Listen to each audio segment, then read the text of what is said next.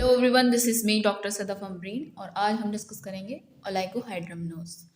ओलाइगोहाइड्रोमिनोस को ओलाइगोमिनोस के नाम से भी जाना जाता है। तो सबसे पहले इसकी हम डेफिनेशन देख लेते हैं। एक ये एक्सट्रीमली रेयर कंडीशन है, यानी कॉमनली देखने को नहीं मिलता।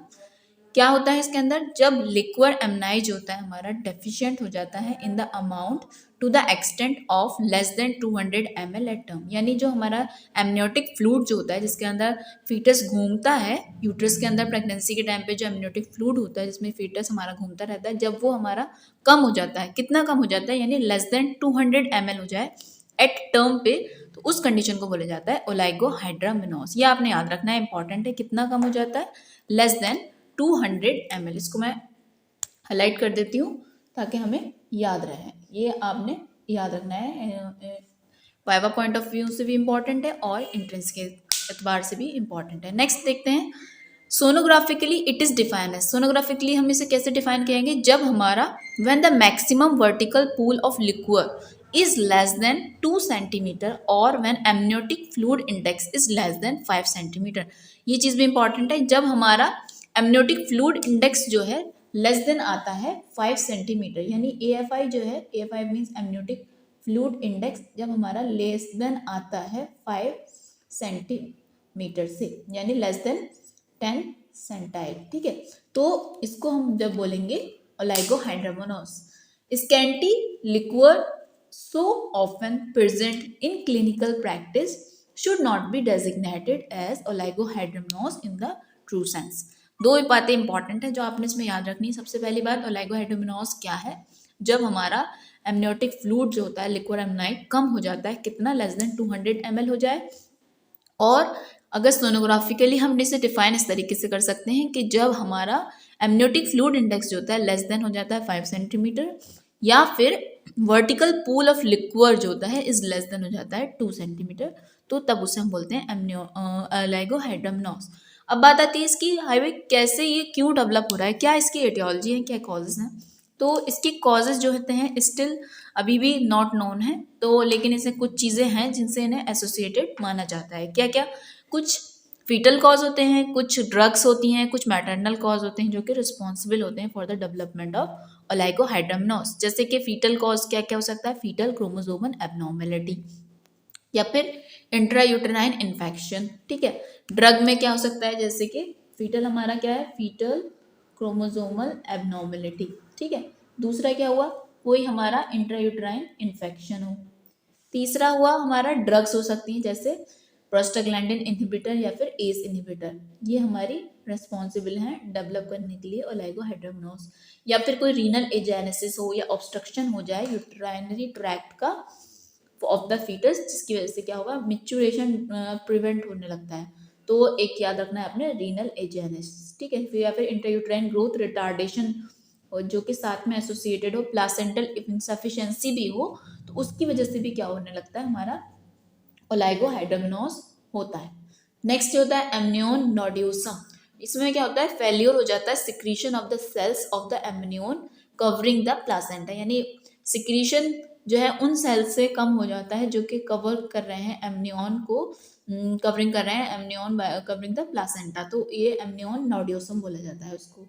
या फिर पोस्ट मैच्योरिटी भी एक कॉज है डेवलप होने का ओलाइगोहाइड्रोमिनोस। यानी कॉज क्या क्या हुए, तो एक तो हुआ फीटल क्रोमोसोमल एबनॉर्मेलिटी हुई, सेकंड कॉज रीनल एजेनेसिस याद रखना है आपने, या फिर इंट्रायूट्राइन ग्रोथ रिटार्डेशन है, साथ ही साथ प्लासेंटल इनसफिशिएंसी है, या फिर कोई इंट्रायूट्राइन इन्फेक्शन है, कुछ ड्रग्स हैं जैसे प्रोस्टाग्लैंडिन इनहिबिटर्स हैं, एस इनहिबिटर्स हैं, या फिर एमनियोन नोड्यूसम, या फिर मैच्योरिटी पोस्ट मैच्योरिटी, यानी टाइम जो होता है जितना 9 मंथ जो पीरियड होता है एक प्रेगनेंसी का, वो उससे ज़्यादा टाइम हो चुका है, यानी पोस्ट मैच्योरिटी में चला गया, तब भी ओलाइगोहाइड्रोमिनोस डेवलप हो जाती है। नेक्स्ट देखेंगे अब इसको हमें डायग्नोस कैसे करेंगे, कैसे हमें पता चलेगा कि ये ओलाइगोहाइड्रोमिनोस है। हम सिंपल कैसे देखेंगे, uterus size is much smaller than the period of amenorrhoea. सबसे पहले पॉइंट होगा, यानी जितना एमिनोरिया यानी जितने मंथ की प्रेगनेंसी है उससे जो है यूट्रस का साइज कम होगा। यानी मान लीजिए 5 मंथ की प्रेगनेंसी है तो उसका यूट्रस का साइज 5 मंथ वाला ही होना चाहिए ना। अगर वो 3 मंथ वाला आ रहा है यूट्रस साइज, तो यानी ओलाइगोहाइड्रोमिनोस है, एमनियोटिक फ्लूइड कम है। सेकंड हम कैसे देखेंगे, less fetal movement of the less fetal movement मिल रहे हैं। अगर फीटस के मूवमेंट कम है तो ये भी एक डायग्नोस्टिक पॉइंट है। यूट्रस यानी फुल ऑफ फीटस है, यानी हमारा जो यूट्रस है वो पूरा फीटस से भरा हुआ है because of scanty of liquor, क्योंकि लिक्वर उसके अंदर कम है। अदरवाइज लिक्वर सही होता है नॉर्मल, तो फीटस हमारा घूमता रहता है, ठीक है, तो थोड़ा स्पेस होता है फ्लूइड उसमें घूमने के लिए। अगर हमारा ये फ्लूइड ही कम है, एमनियोटिक फ्लूइड, तो इससे क्या होगा, पूरा यूट्रस फुल ऑफ फीटस होगा, यानी फीटस से भरा हुआ होगा, क्योंकि वहां पे स्कैंटी जो है लिक्वर हमारा बहुत कम है। तीसरा माल प्रेजेंटेशन, यानी माल प्रेजेंटेशन में भी ब्रीच ज्यादा कॉमन है। ये सवाल पूछा जाता है कि लाइगोहाइड्रोमोनास से किस तरीके का माल प्रेजेंटेशन होता है, तो आपने ये याद रखना है, ब्रीच टाइप का माल प्रेजेंटेशन देखने को मिलता है। उसके अलावा एविडेंस मिलेंगे ऑफ इंट्रायूट्राइन ग्रोथ रिटार्डेशन के ऑफ द फीटस, यानी IUGR मिलता है, इंट्रायूट्राइन ग्रोथ रिटार्डेशन मिलता है।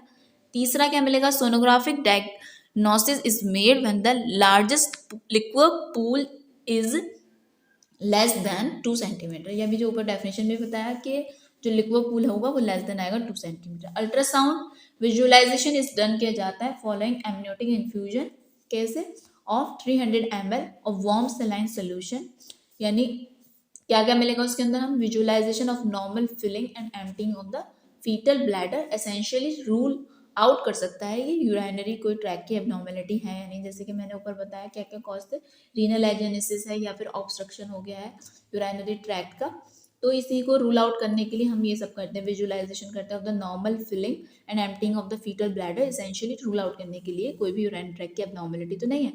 तीस हमारा फिर नेक्स्ट एक पॉइंट है oligohydramnios with fetal symmetric growth retardation. Oligohydramnios है, साथ में फीटल सिमेट्रिकल ग्रोथ रिटार्डेशन है, साथ ही में वो एसोसिएटेड है विद इंक्रीज क्रोमोसोमल एबनॉर्मेलिटी। ये याद रखना, इन्होंने हाईलाइट भी किया है यहाँ पे, ओलाइगोहाइड्रोमनोस साथ में सिस्टेमिक अगर ग्रोथ रिटार्डेशन है वो साथ में एसोसिएटेड हो सकता है क्रोमोसोमल एबनॉर्मेलिटी के साथ। यानी आपको क्या मिलेगा, यूट्रस साइज जो होगा हमारा स्मॉलर आएगा। पहला पॉइंट तो ये हमारा, अगर यूट्रस साइज स्मॉल है तो ये भी एक डायग्नोस्टिक पॉइंट है। दूसरा क्या होगा हमारा, फीटल मूवमेंट कम होंगे, ओलाइगोहाइड्रोमनोस फीटल मूवमेंट कम होंगे क्योंकि पूरा जो फ्यूट्रस है वो फीटस से भरा हुआ होगा, फिल ऑफ फीटस होगा। नेक्स्ट माल प्रेजेंटेशन ब्रीच मिलेगा, और क्या मिलेगा इसके अंदर, इंट्रायूट्राइन ग्रोथ रिटार्डेशन के भी एविडेंस देखने को मिलेंगे, यानी IUGR भी देखने को मिलता है, ठीक है। उसके अलावा सोनोग्राफिक फाइंडिंग के अंदर क्या देखने को मिलेगा, लिक्विड पूल जो होगा लेस देन 2 सेंटीमीटर आएगा। ये हमें सारे डायग्नोस्टिक पॉइंट है जिससे हम कंफर्म कर सकते हैं कि ओलाइगोहाइड्रोमनोस है या नहीं है। अब भाई इसका हो गया ओलाइगोहाइड्रोमनोस, तो इससे प्रॉब्लम क्या हो रही है, कॉम्प्लिकेशन क्या हो सकती है, क्या हो रहा है होने दो, नहीं भाई इससे कॉम्प्लिकेशन होती है। क्या क्या कॉम्प्लिकेशन होती है, कुछ फीटल कॉम्प्लिकेशन बच्चे में कॉम्प्लिकेशन होती है, कुछ मदर में कॉम्प्लिकेशन आती है। तो बच्चों में क्या हो सकता है, बच्चों के लिए कॉम्प्लिकेशन ये हो सकता है, एबॉर्शन हो सकता है, डिफॉर्मिटी हो सकती है due to intra amniotic adhesion की वजह से या फिर कंप्रेशन की वजह से। तो पहली बात तो कि ऑबर्शन हो सकता है, दूसरी बात क्योंकि लगातार उसके ऊपर कंप्रेशन पड़ रहा है ना, तो इसकी वजह से भी कोई डिफॉर्मिटी डेवलप हो सकती है। डिफॉर्मिटी या तो कंप्रेशन की वजह से डेवलप होगी या फिर एडिशंस की वजह से। ये जो डिफॉर्मिटी होगी वो इंक्लूड करेगी alteration in the shape of the skull. इसकी वजह से क्या होगा, शेप स्कल का भी बदल सकता है, वेरी नेक हो सकती है, क्लब फूट हो सकता है, या फिर एम्पुटेशन हो सकता है ऑफ द लिम्ब। ये सारे डिफॉर्मिटी डेवलप हो सकती हैं ओलाइगोहाइड्रोमनोस के रिजल्ट में। दूसरा और क्या हो सकता है, फीटल पल्मोनरी हाइपोप्लेजिया भी डेवलप हो सकता है। ये भी भाई इंपॉर्टेंट है, याद रखना है आपने। फीटल पल्मोनरी हाइपोप्लेजिया एक कॉम्प्लिकेशन है जो कि डेवलप होता है in result of oligohydramnios. Cord compression हो सकता है, high fetal mortality, cord compression हो सकता है और हाई फीटल मॉर्टेलिटी हो सकती है। तो इम्पॉर्टेंट जो फीटल कॉम्प्लिकेशन है जो लाइगोहाइड्रोमनोस की वजह से हो रहा है, पहला डिफॉर्मिटी, दूसरा एबॉर्शन, तीसरा क्या हो रहा है, कॉर्ड कंप्रेशन हो रहा है, मॉर्टेलिटी फीटल ज़्यादा हो जाती है इससे, और फीटल पल्मोनरी हाइपोप्लेजिया डेवलप हो जाता है। मेटरनल क्या भाई हो सकता है, मेटरनल में क्या होगा, prolong labour due to inertia, यानी लेबर का जो टाइम होता है वो बढ़ जाता है ड्यू टू इनर्शिया की वजह से, ये आपने याद रखना है, प्रोलॉन्ग लेबर हो जाएगा। दूसरा increase operative interference due to malpresentation, operation करने के चांसेस बढ़ जाते हैं, क्यों, क्योंकि भाई माल प्रेजेंटेशन हो गया ना, तो वो नॉर्मल डिलीवरी से नहीं हो सकता, अब आपको उसको ऑपरेट करना पड़ेगा, तो ऑपरेटिव इंटरफेरेंस के चांसेस भी बढ़ जाते हैं। दस द सम इफेक्ट में lead to the increase maternal, इससे क्या होगा, सम रीजन से मैटरनल मॉर्टेलिटी के चांसेस बढ़ जाते हैं। अब इनका ट्रीटमेंट क्या करते हैं, ट्रीटमेंट ऐसे करेंगे, premature rupture of the membrane is common, ज़्यादातर ये होता है ओलिगोहाइड्रोमनोस में पहले से ही, मतलब टाइम से पहले रप्चर हो जाती है मेम्ब्रेन, ठीक है। लेबर में be protected protected and the contraction are more painful, labour को आप प्रोटेक्ट कर सकते हैं, और कॉन्ट्रैक्शन जो होते हैं ड्यूरिंग लेबर दौरान वो जो होते हैं ज़्यादा पेनफुल होते हैं। फीटल डिस्ट्रेस होता है, और because of the frequent association of the foetal malformation की वजह से वजाइनल डिलीवरी जो होती है फेवर की जाती है। लेकिन अगर माल प्रेजेंटेशन होता है तो उसके अंदर क्या करते हैं, ऑपरेटिव प्रोसीजर करते हैं। लेकिन because of the frequent association of the foetal formation की वजह से क्या होता है, वेजाइनल डिलीवरी इज फेवर्ड। तो इस तरीके से हमने आज आपसे बात की कि ओलिगोहाइड्रोमनोस क्या होता है। तो मैंने सिंपली आपने कुछ पॉइंट्स बताए जो इंपॉर्टेंट है। जैसे आपने याद रखना है कि एमनियोटिक फ्लूइड जो होता है हमारा, इसमें कितना हो जाता है, लेस देन 200 ml, ये इंपॉर्टेंट है, आपने याद रखना है। दूसरा, एमनियोटिक फ्लूइड इंडेक्स हमारा लेस देन 5 सेंटीमीटर यानी लेस देन 10 सेंटाइल होता है। एटियोलॉजी क्या होती है, इसके अंदर क्रोमोसोमल एबनॉर्मेलिटी हो जाती है फीटल के अंदर। आईयूजीआर होता है जो कि प्लासेंटल इंसफिशियंसी के साथ एसोसिएटेड होता है, कोई इंटरयूट्राइन इन्फेक्शन हो सकता है, ठीक है।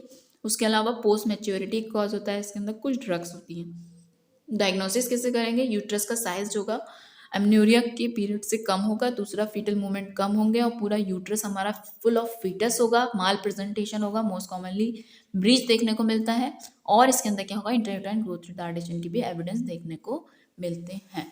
तो I hope you like this video. If you like, please hit like button and share with your friend. If you have any query, just feel free to comment below in the comment section. फिर मिलते हैं आपसे next video के अंदर, जब तक के लिए thank you so much for watching my video. Thank you so much.